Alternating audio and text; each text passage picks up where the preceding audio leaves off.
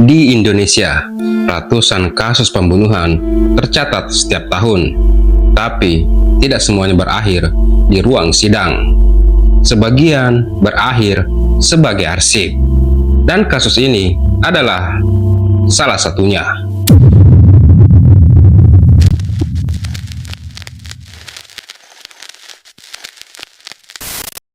Assalamualaikum, kembali lagi di channel ini. Di channel tempat saya membahas berbagai kisah kriminal nyata. Dan hari ini, saya akan membahas satu kasus yang terjadi di Jakarta Timur. Kasusnya sudah cukup lama, terjadi pada tahun 2015. Tapi, sampai hari ini belum selesai. Kalau saya bertanya kepada kalian, menurut kalian, pembunuhan itu selalu ribut, brutal, dan penuh teriakan? Tapi di kasus yang akan saya bahas hari ini, justru kebalikannya. Tidak ada teriakan, tidak ada pintu yang rusak, tidak ada barang yang hilang. Tapi, ada satu perempuan yang tewas di rumahnya sendiri. Dan sampai hari ini, pembunuhnya tidak pernah ditemukan. Lagi-lagi, kasus lama yang hanya menumpuk di arsip penyidik. Namanya Hasani binti Harmuni, berumur 49 tahun. Dia seorang karyawati di salah satu pabrik kaos di Kecamatan Tebet, Jakarta Selatan. Hidupnya sederhana, dia lajang, dia pendiam, dan tinggal sendirian di rumah kecilnya di Jalan Jembatan 3, Balai Kambang, Kramat Jati, Jakarta Timur. Rutinitasnya setiap hari ya seperti biasa saja. Pagi hari pergi kerja, sore hari pulang kerja, dan kadang juga kalau dia pulang, dia menjaga warung kecil yang ada di rumahnya. Dia bukan tipe orang yang punya musuh, bukan public figure, bukan orang dengan gaya hidup yang mencolok. Dan justru itu yang bikin kasus ini sangat menyeramkan. Baiklah, tentang kasus ini, mari kita dengarkan kisahnya.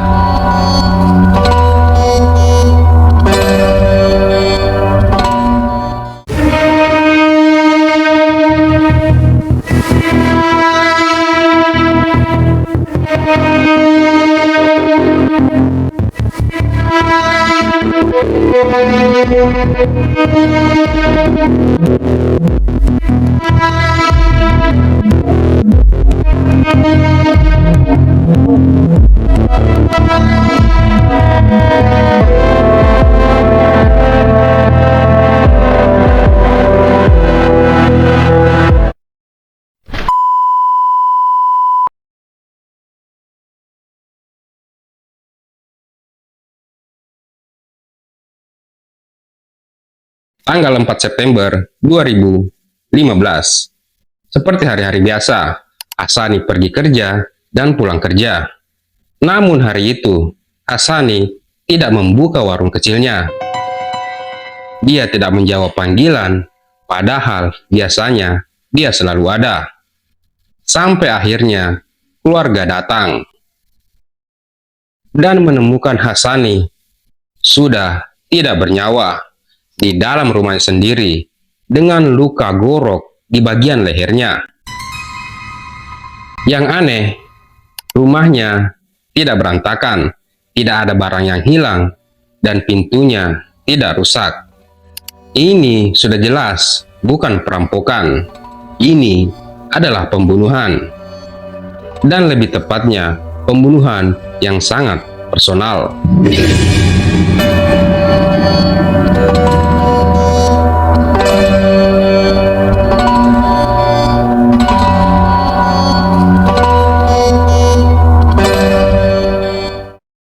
Oke, sekarang kita masuk ke bagian yang paling gelap dari kasus ini.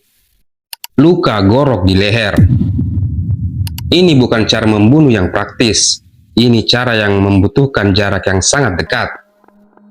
Artinya, pelaku berdiri di depan Hasani, melihat wajahnya, dan tetap melakukannya. Pertanyaannya, kenapa Hasani tidak melawan? Kenapa dia tidak berteriak? Jawabannya cuma satu yang paling masuk akal. Hasani mengenal si pembunuh itu. Orang yang masuk ke rumahnya bukan orang asing, bukan maling, bukan orang random, tapi seseorang yang kehadirannya tidak dianggap sebagai ancaman.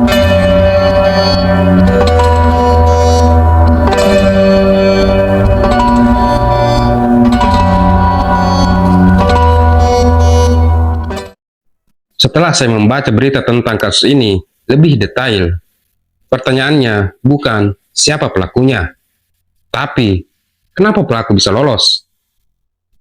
Kasus ini gagal bukan karena polisi tidak bekerja, tapi karena kasus ini terlalu sunyi. Korban tertutup, tidak punya konflik terbuka, tidak punya lingkar sosial yang luas. Kalau kalian hidup sendiri, pendiam dan tidak banyak cerita, lalu sesuatu terjadi pada kalian, siapa yang bisa bilang dia terakhir bersama siapa? Dalam kasus ini, pelaku tidak panik, dia tidak mengambil barang apapun, dia tidak meninggalkan kekacauan. Pelaku ini bukan monster yang berisik, tapi manusia biasa yang menyatu kembali dengan lingkungannya. Tahun demi tahun berlalu, tidak ada pemberitaan di media tentang siapa pelakunya, penangkapan, dan putusan pengadilan. Kasus ini pelan-pelan berubah status menjadi cold case atau kasus dingin. Dan disinilah kita harus jujur. Sistem hukum sangat bergantung pada suara. Kalau tidak ada tekanan, kasus bisa tenggelam. Hasani tidak punya mikrofon, dan akhirnya keadilannya ikut sunyi.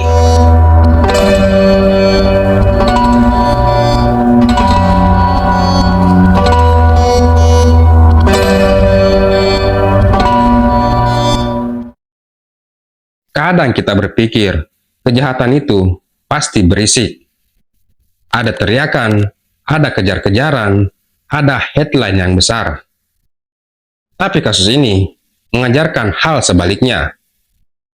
Kesunyian, tidak ada saksi, tidak ada konflik terbuka, tidak ada yang merasa ini mencurigakan. Hasani hidup sendiri, dia pendiam, tidak banyak cerita, dan mungkin itu adalah satu-satunya kesalahannya. Siapa yang tahu yang terakhir bersama dia? Siapa yang tahu isi kepalanya? Siapa yang tahu konflik kecil yang dia simpan sendirian? Tidak semua orang mati karena dibunuh. Sebagian mati karena tidak ada yang benar-benar mengenal hidupnya. Dan sistem hukum, sebagus apapun dia bekerja, tidak bisa membaca keheningan. Polisi mencari bukti, pengadilan mencari kepastian, tapi keheningan tidak pernah meninggalkan jejak. Maka pelaku kasus ini mungkin masih hidup normal, makan, bekerja, tertawa. Sementara nama Hasani hanya sesekali muncul di daftar cold case. Video ini tidak menghakimi siapapun, tidak menuduh, tidak menunjuk. Cuma mau bilang satu hal, kejahatan tidak selalu kalah oleh keadilan. Kadang kejahatan hanya kalah oleh ingatan. Dan selama kita masih mengingat Hasani, selama namanya masih disebut, kasus ini belum benar-benar mati. Karena yang paling ditakuti oleh pelaku bukan polisi, bukan hukum, tapi kemungkinan bahwa suatu hari nanti seseorang akan bertanya, siapa yang membunuh Hasani? Buat teman-teman yang tahu kasus ini, tuliskan komentar kalian, apakah kasus ini sudah selesai atau memang benar-benar belum selesai. Dan terima kasih sudah mendengarkan cerita ini. Jangan lupa like, share, dan subscribe, biar kalian tidak ketinggalan cerita-cerita true crime lainnya yang bikin kita sadar bahwa keadilan tidak selalu datang kepada mereka yang hidup dalam kesunyian. Sampai ketemu di episode berikutnya. Ciao.